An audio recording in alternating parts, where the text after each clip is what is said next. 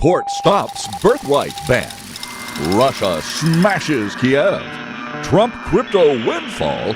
And Venezuelan Quake toll rises. Greetings, humanity. Let's grok the news. We cover the world's headlines. But first, a deep dive into the most important story in the world today. Dateline, Washington, D.C. The Supreme Court has struck down President Donald Trump's executive order seeking to end birthright citizenship for many children born in the United States. In a 6-3 decision, the justices ruled that the order conflicts with the 14th Amendment, which grants citizenship to nearly everyone born on American soil, at least according to this interpretation. Chief Justice John Roberts wrote for the majority that the Constitution's text and long-standing precedent, including a key 19th century case, make clear that birthright citizenship applies broadly as the law is currently written.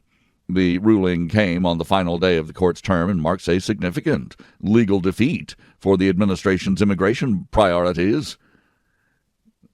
It's a little early, but this observer feels like it's a defeat for America. The executive order, signed in January, aimed to deny automatic citizenship to children of undocumented immigrants and some temporary visa holders. Trump argued it would close loopholes exploited through birth tourism and reduce incentives for illegal immigration.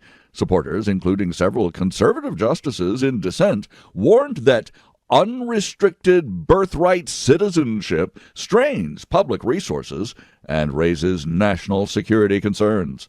Justice Clarence Thomas, in a separate dissent, said the ruling devalues American citizenship by extending it too broadly without sufficient congressional input. The decision upholds lower court injunctions that had blocked the policy nationwide. It reaffirms a principle rooted in post-Civil War efforts to secure rights for freed slaves and their descendants. Legal experts say that any change would now require a constitutional amendment or narrow legislative adjustments, both difficult paths in a divided Congress. The administration has indicated it will explore alternative measures, including enhanced enforcement against birth tourism. Immigration rights groups hailed the ruling as a victory for families and constitutional norms. They argued the order would have created stateless children and chaos in hospitals and schools. Border states and federal agencies had prepared for implementation, but courts quickly intervened. The case drew international attention with allies and critics watching how the U.S. balances sovereignty and tradition. This ruling comes amid ongoing debates over immigration enforcement. Trump has made border security a cornerstone of his agenda, promising stricter controls and deportations. Officials say the decision will not deter efforts to target illegal entries or visa overstays. Meanwhile, some lawmakers on both sides called for comprehensive reform to address root causes like asylum backlogs and labor needs. Reactions split among familiar lines. House Speaker Mike Johnson expressed disappointment, saying that Congress must now act. Senate Democrats welcomed the outcome as protecting bedrock American values. Well, actually, it's just protecting potential Democrat voters. Public opinion polls show divided views, with many Americans supporting limits on citizenship, while others defend the long-standing practice. The case highlights tensions between executive power and constitutional text. Scholars note that the 14th Amendment Citizenship Clause was designed to prevent states from denying rights to certain groups. The majority emphasized that presidents cannot rewrite such guarantees unilaterally. Dissenters countered that modern realities, including mass migration, I call it an invasion, well, this justifies reevaluating. The decision is one of several major rulings this term affecting executive authority, campaign finance, and social issues. It leaves Trump's immigration agenda facing new legal hurdles as midterm preparations begin. For now, nearly all children born in the U.S. will continue to receive citizenship, preserving a policy that's been in place for many, many decades.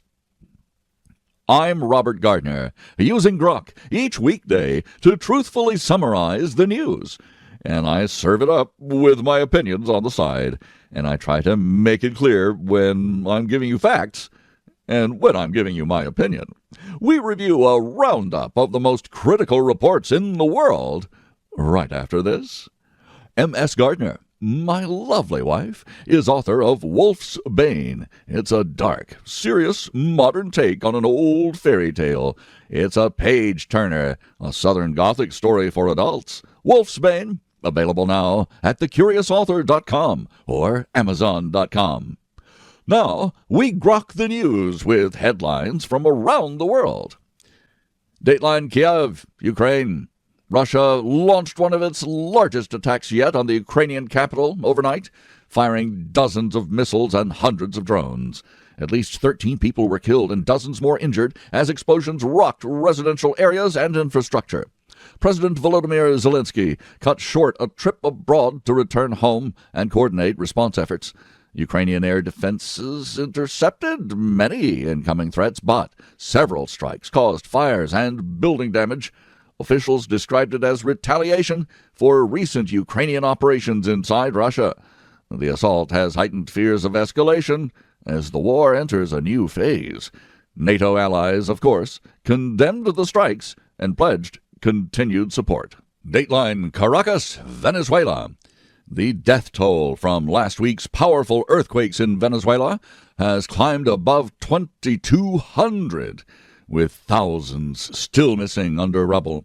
Rescue teams continue digging in La Guaira and other hard-hit areas, occasionally finding survivors days later. Fuel shortages and damaged roads have slowed operations. The government declared a national mourning period while appealing for international aid. Experts warn the final toll could rise significantly higher due to collapsed buildings and remote regions. Aftershocks continue to rattle the country, complicating recovery. The quakes, measuring 7.2 and 7.5, were the strongest in over a century. Dateline Washington, D.C. Financial disclosures show that President Donald Trump has earned more than $1.4 billion in 2025, largely from crypto ventures. The report has sparked debate over potential conflicts of interest as the administration shapes digital asset policy. Trump denied any wrongdoing, calling the earnings legitimate business activity. Critics questioned the timing and sources, while supporters pointed to the transparency of it all. The disclosures also detail income from books, licensing, and other holdings. This comes as Congress considers legislation on cryptocurrency and regulation of it. Dateline Brussels, Belgium. The European Union's top court has upheld a record €4.1 billion fine against Google for abusing its Android system to block rivals. The decision affirms earlier rulings on competition violations. Google plans to appeal further, but must comply in the meantime. The case highlights ongoing tensions between big tech and European regulators over market dominance. Similar probes into other firms continue. EU officials say that the fine protects consumers and innovation. Somehow. Google called the penalty disproportionate. Dateline, various cities across the United States. A dangerous heat dome is expanding across the Midwest and East Coast, prompting grid emergencies and health warnings. Temperatures have soared, straining power supplies and increasing risks for vulnerable populations. Officials urge residents to stay hydrated and limit outdoor activity. Several states reported record demand on electrical systems. Forecasters say the pattern could linger through the July 4th holiday weekend. Climate experts link such extremes to broader warming trends. Dateline Washington, D.C. The Trump administration will not renew the USMCA trade agreement with Mexico and Canada in its current form. Officials cite needs to address China-related issues and renegotiate terms favoring American workers. Talks are expected soon. The pact, which replaced NAFTA, has shaped North American commerce for years now. Business groups warn of uncertainty. Businesses hate uncertainty, especially investors and speculators. Supporters see leverage for better deals. Mexico and Canada expressed disappointment, but signaled, of course, willingness to negotiate. Dateline Singapore. Authorities seized a $42 million mansion linked to an alleged NVIDIA chip smuggling operation. The action targets sanctions evasion efforts benefiting restricted parties. Investigations continue into broader networks moving advanced technology. Singapore has tightened export controls amid global tensions, and this case highlights risks in semiconductor supply chains. Officials say such seizures will deter illicit trade. NVIDIA and U.S. partners cooperated with the probe. Dateline Yangon, Myanmar.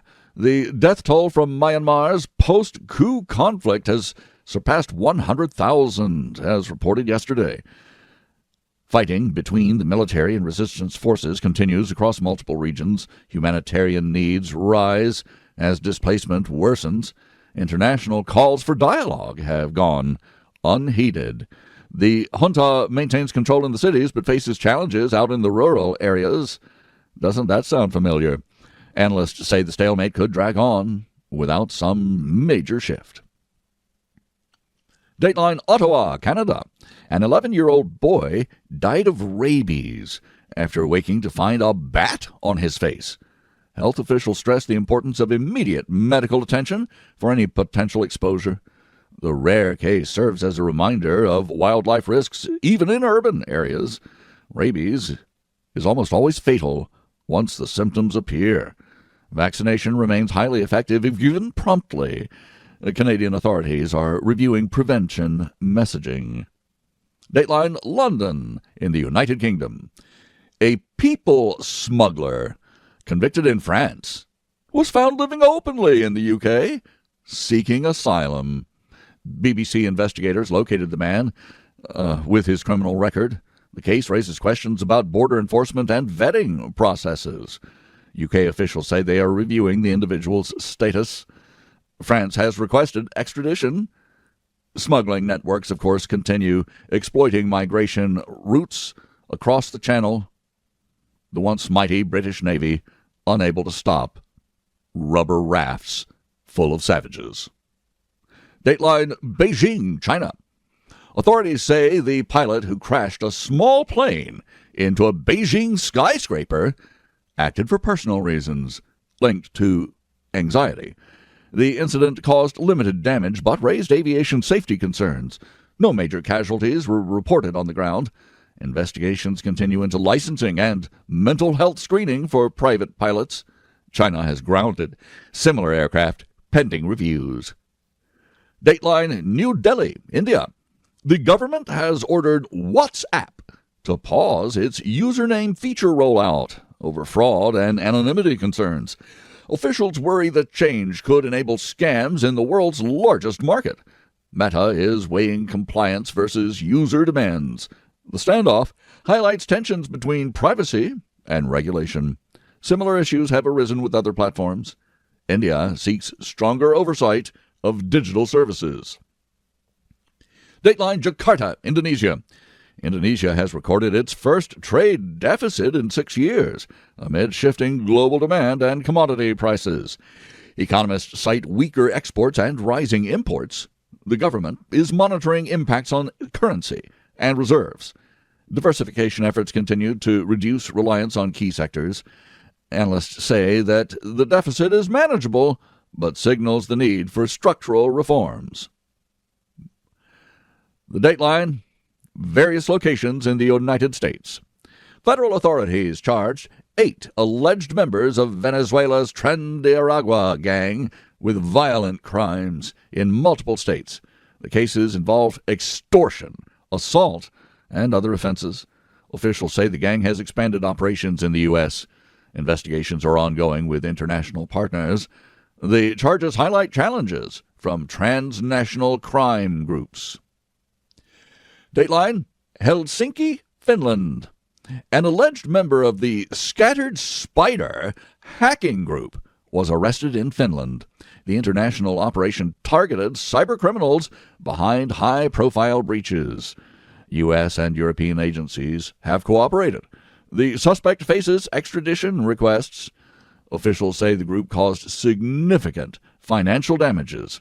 Cybersecurity remains a top priority amid rising threats. Dateline Raleigh, North Carolina. A U.S. Postal Service worker was fatally shot while delivering mail on a rural route. Police are investigating the attack as a possible robbery or as a targeted incident. The killing has shocked the community and prompted safety reviews. Federal agents have joined the probe. Mail carriers face increasing risks in isolated areas. Dateline Columbus, Ohio. Authorities rescued 16 children from deplorable conditions in an Ohio home, describing the children as nearly feral. The case involves severe neglect allegations against the guardians. Child Protective Services and police continue investigating. The children received immediate medical and psychological care. Officials called it one of the worst cases in recent memory. Dateline New York, New York. A couple who climbed the Empire State Building to stage a marriage proposal and unfurl a banner now face multiple charges. Police arrested them after the daring stunt. They went up on the antenna. Crowds watched. They had to shut down parts of the landmark. Officials say the pair ignored safety rules and caused a security scare. They were charged with trespassing, reckless endangerment, and other offenses. The incident prompted reviews of building security. The couple described it as a romantic gesture gone public, and in a big way. I thank you for listening. Please join me tomorrow to once again grok the news. I'm Robert Gardner. Godspeed and God bless.